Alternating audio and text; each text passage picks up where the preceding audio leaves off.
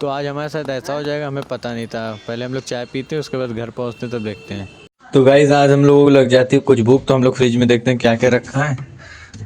तो मिठाई उठाई तो यहाँ पे इसमें बचा है, इसमें तो पूरा अभी रखा है मिठाई। देखते हैं फ्रीजर में उस दिन डेयरी मिल्क रखे थे, क्या है आज भाई, क्या है अभी, ये क्या है भाई, ये देख रहे हो ये क्या रखा है, और ये कौन हो सकता है ये रखने वाला, ये शख्स हो सकता है क्या, ये क्या रखे हो फ्रीजर में, गड्ढा वड्ढा फ्रीजर में रख रहे हैं, देख रहे हैं आप लोग। भाई ऐसे ऐसे भांजे अगर मिल जाएंगे ना तो देश का कल्याण क्या घर का कल्याण मेरे कर देंगे।